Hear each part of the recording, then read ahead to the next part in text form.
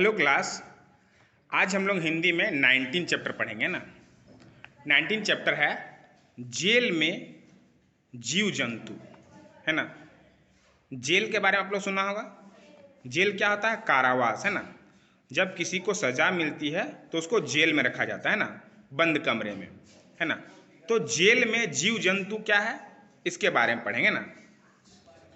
आज़ादी की लड़ाई के दौरान नेहरू जी अनेक बार जेल गए। जब हमारा देश गुलाम था तो उसको आज़ाद करने के लिए हम लोगों ने लड़ाई लड़ी थी, है ना।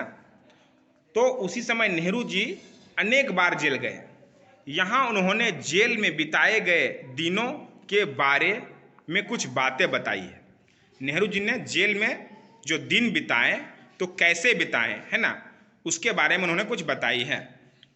कोई 14.5 महीने तक में देहरादून जेल की अपनी छोटी सी कोठरी में रहा। कोई 14.5 महीने, है ना, 14.5 महीने तक देहरादून के जेल में एक छोटे कोठरी में वे रहे और मुझे ऐसा लगने लगा जैसे मैं उसी का एक हिस्सा हूँ। और नेहरू जी को क्या लगने लगा कि वो एक जेल का हिस्सा हैं।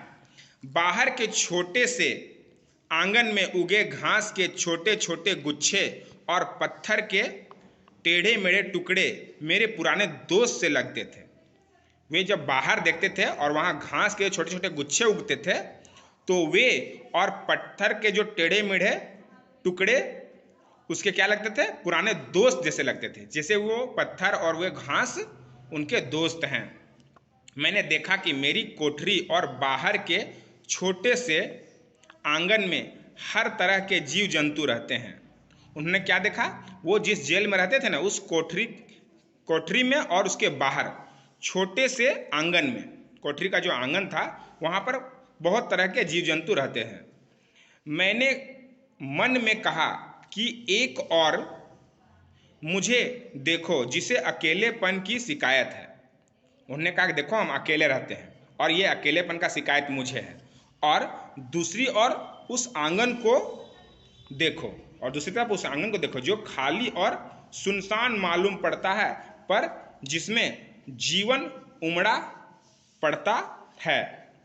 और उस खाली आंगन को देखकर क्या बोलते हैं कि उस आंगन को देखो, वो सुनसान मालूम पड़ता है, मतलब कि वहाँ कोई नहीं है, पर जिसमें जीवन उमड़ा पड़ा है, लेकिन फिर भी उसमें जीवन है।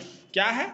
जो जो जीवधारी या कीड़े मकोड़े हमारे सामने आते उनको हम ध्यान से देखते थे। जो जो जीवधारी या कीड़े मकोड़े, वहाँ पर जो भी जीव जंतु उनके सामने आते थे उनको वो ध्यान से देखते थे। ये तमाम जीवधारी मेरे काम में जरा भी दखल दिए बिना अपना जीवन बिताते थे। वो जो भी जीव जंतु थे वो नेहरू जी के काम में बिना कुछ दखल दिए, मतलब उनको बिना परेशान किए हुए अपना जीवन बिताते थे। मुझे क्या पड़ा था कि मैं उनके जीवन में बाधा पहुंचाता। अगर वो हमको कोई डिस्टर्ब नहीं कर रहा है तो हमको क्या पड़ा है कि हम भी उसके जीवन में बाधा डालें। लेकिन हाँ, खटमलों, मच्छरों और कुछ कुछ मक्खियों से मेरी लड़ाई बराबर रहती थी। लेकिन वे किससे खींच जाते थे? खटमलों से, मच्छरों से और कुछ कुछ मक्खियों से जो उनको तंग करते थे। एक बार ततैयों से मेरी झपट हो गई थी। एक बार ततैया से उसको ततैया को झपटने की कोशिश किया था। जब एक ततैये ने शायद अनजाने में मुझे काट खाया था। क्यों ततैया से उसको झपट हुआ गया था? क्योंकि वो अनजाने में ततैया उसको काटा था, है ना। मैंने उन सब को निकाल देना चाहा। वो चाहा कि नेहरू जी ने क्या चाहा कि उन सब को वे निकाल दे वहाँ से, है ना। कोशिश भी की लेकिन उन्होंने खूब डटकर सामना किया। वे ततैयों को निकालने की कोशिश की लेकिन वे उसका डटकर सामना किए।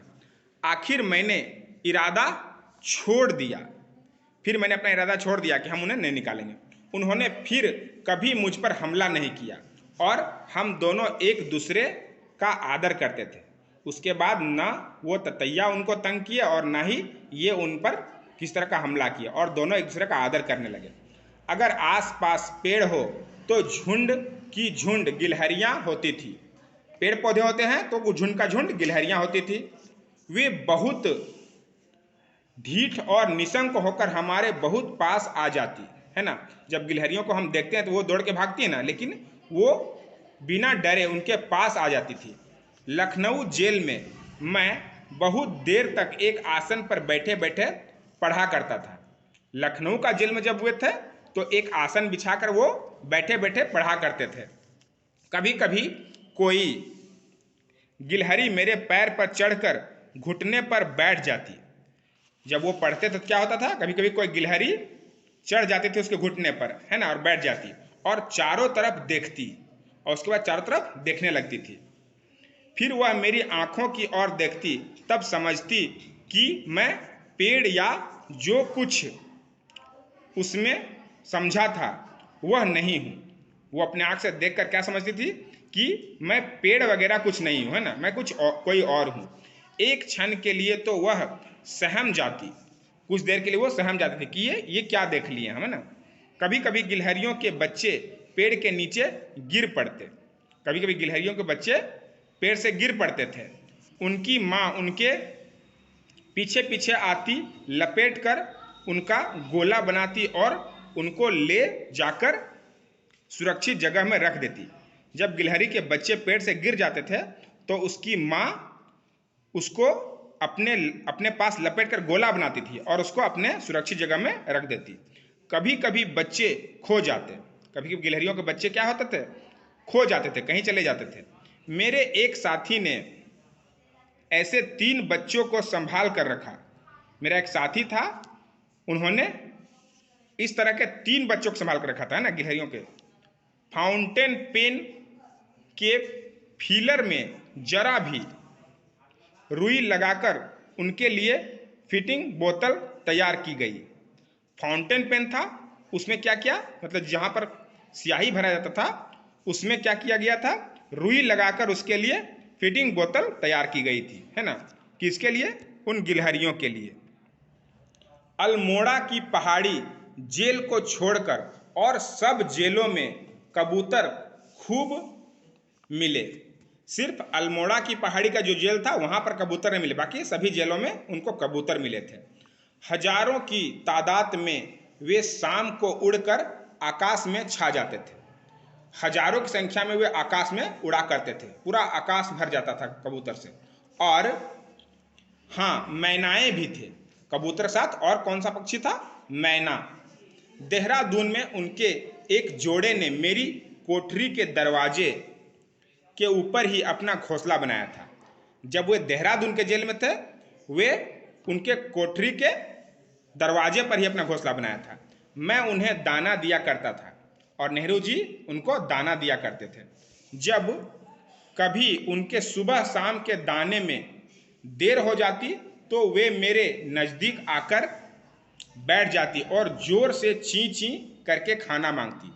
अगर कभी दाने देने में देर हो जाता था सुबह शाम को तो वो जोर जोर से उनके पास ची ची करता था, जैसे वो खाना मांग रही हो कि मुझे खाना चाहिए। देहरादून में तरह तरह के पक्षी थे। देहरादून के जेल में जब थे वो वहाँ पर बहुत तरह तरह के पक्षी को देखते थे और उनके कलरव जोर जोर से चिचियाने, चहचहाने और टें टें करने से एक अजीब समा बन जाता था। जब वे सारे पक्षी एक जगह जमा होते थे ना और वो कलरव करते थे, है ना, जोर जोर से वो चिल्लाते थे, चूं चूं चहचहाते थे, तो क्या होता था, एक अजीब सा वहाँ पर समा हो जाता था, है ना, अजीब सा सिचुएशन दिखाई देता था। सबसे बढ़कर कोयल की दर्द भरी कूक का तो पूछना ही क्या। सबसे दर्द भरा आवाज किसका था, कोयल का। वो जब कूकती थी मानो लगता था कि वो कितना करुण स्वर में कूक रही है। बारिश में और उसके ठीक पहले पपीहा आता। बारिश से पहले पपीहा पक्षी आता था।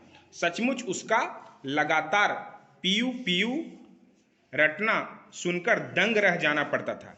जब पपीहा पीयू पीयू करता था तो उसका ये आवाज़ सुनकर दंग रह जाते थे नेहरू जी, है ना। बरेली जेल में बंदरों की आबादी खासी थी और जब वे बरेली जेल में थे तो वहाँ पर बंदरों की संख्या बहुत अधिक थी। उनकी कूद फांद, मुंह बनाना आदि हरकतें देखने लायक होती थी। वे बंदर जो कूदते फांदते थे और वो जो नई नई हरकतें करते थे वो देखने लायक होती थी। एक घटना का असर मेरे दिल में रह गया। कोई घटना हुआ था वहां पर बंदरों के साथ, वो घटना उनके दिल में हमेशा के लिए रह गया। एक बंदर का बच्चा किसी तरह हमारी बैठक के घेरे में अंदर आ गया। एक बंदर का बच्चा था, वो हमारे घेरे के अंदर आ गया था। किसके घेरे पर? जहां पर नेहरू जी रहते थे। कुछ कैदियों और वार्डन ने मिलकर उसे पकड़कर उसके गले में एक छोटी सी रस्सी बांध दी। वहां पर कुछ कैदी लोग थे और कुछ उसकी रखवाली करने वाले लोग थे। उन्होंने उस बंदर के बच्चे को पकड़ लिया और उसके गले में एक रस्सी बांध दी। दीवार पर से उसके, मैं समझता हूं उसके माँ बाप ने यह देखा और वे गुस्से से लाल हो गए, है ना। उनके माँ बाप ये सब देख के गुस्से से लाल हो गए थे कि उसके गले पर जो क्या बांध दिया गया था, रस्सी बांध दिया था। इसलिए अचानक उनमें से एक बड़ा बंदर नीचे कूदा और बड़ी बहादुरी से बच्चे के पास पहुंच गया। उसमें से एक बड़ा बंदर बहुत बहादुरी से बच्चे के पास पहुंचा। सारी भीड़ मारे डर के भाग निकली। पूरा भीड़ है सो वहां से भाग गया। जैसे ही वो बंदर कूदा, पूरा भीड़ भाग गया। उनके डंडे लाठियां वहीं पड़ी रह गई। उनको भगाने के लिए जो डंडे लाठियां थी वो वहीं की वहीं पड़ी रह गई, है ना। साहस की विजय हुई और बंदर अपना बच्चा छुड़ा ले गया, है ना। वो इतना साहस दिखाया कि वो सब लोगों को भगा दिया और अपने बच्चे को ले गया। बंदर का बच्चा अपने बच्चे को बचा कर ले गया। हालांकि जेल में कुत्तों की इलाज नहीं है, लेकिन देहरादून में संयोग से कुत्तों के साथ भी मेरा नाता हो गया था, है ना। जेल में कुत्तों का कोई इजाजत नहीं है आने का, है ना। कुत्ते को भगा दिया जाता था, लेकिन वहां भी उनको कुत्तों के साथ दोस्ती हो गया था। एक जेल अफसर एक कुतिया लाए थे। जेल का जो अफसर था वो एक कुतिया लेकर आए थे। बाद में उनका तबादला हो गया और वह उसे वहीं छोड़ गए। जब उस ऑफिसर का तबादला हो गया, है ना, बदली हो गया, तो वे उस कुतिया को वहीं पर छोड़ के चले गए, है ना। बेचारी बेघर की होकर इधर उधर घूमती रही, भूखों मरती थी। जब वो चला गया ऑफिसर, तो वो बेचारी भूखे मरने लगी। वह मेरे पास आया करती, तब वो नेहरू जी के पास आया करती थी वो कुतिया। मैं उसे रोज रोटी खिलाने लगा। जब उस कुतिया को भूख बहुत लगती थी और जब नेहरू जी के पास वो आने लगी, तो रोज नेहरू जी उन्हें रोटी खिलाने लगे। उसने एक मोरी में बच्चे दिए और उस कुतिया ने एक बच्चे भी दिए थे ना। कुछ तो और लोग ले गए, मगर 3 बच्चे रहे, है ना। उसको उठा के कुछ लोग ले गए और उसमें से 3 बच्चे रह गए। मैं उन्हें खाना देता रहा। उनमें से एक पिल्ली बीमार हो गई, है ना। उन बच्चों में एक पिल्ली भी थी, मतलब कुतिया भी थी, कुतिया की बच्ची थी, तो वो बीमार पड़ गई, बुरी तरह छटपटाती थी। उसे देखकर मुझे बड़ी तकलीफ होती थी। बीमार से जब वो छटपटाती थी तो उसको देखकर नेहरू जी को बहुत तकलीफ होती थी। मैंने बड़ी चिंता के साथ उसकी सेवा की। बहुत चिंता के साथ हमने उसकी सेवा की। किसकी? उस बीमार कुतिया की। और रात को कभी कभी तो 10-12 बार उठकर मुझे उसको संभालना पड़ता था। वो रात को उठ जाते थे उनको संभालने के लिए जब उसको तकलीफ होता था, है ना। वह बच गई और मुझे इस बात की खुशी हुई कि मेरी तीमारदारी काम आ गई, है ना। इतना सेवा करने के बाद देखा कि वो कुतिया का बच्ची जो थी वो बच गई और इससे नेहरू जी को बहुत खुशी मिली, है ना, कि चलो उनकी सेवा काम आई। बाहर की अपेक्षा जेल में जानवरों से मेरा ज़्यादा वास्ता पड़ा, ठीक है। बाहर जो जानवर थे उससे ज़्यादा वास्ता उनको जेल के जानवरों से वास्ता रह गया उनका, है ना। जेल में मैं उनके साथ के लिए उनका कृतज्ञ था। क्योंकि जेल में सभी को अकेले रहते हैं, लेकिन नेहरू जी के साथ कौन थे? वो जितने भी जीव जंतु आपने पढ़ा इस चैप्टर में, वो सब उनके साथ थे और इसीलिए वे उनका बहुत धन्यवाद ज्ञापन करते हैं ना, उनका कृतज्ञ थे, ठीक है।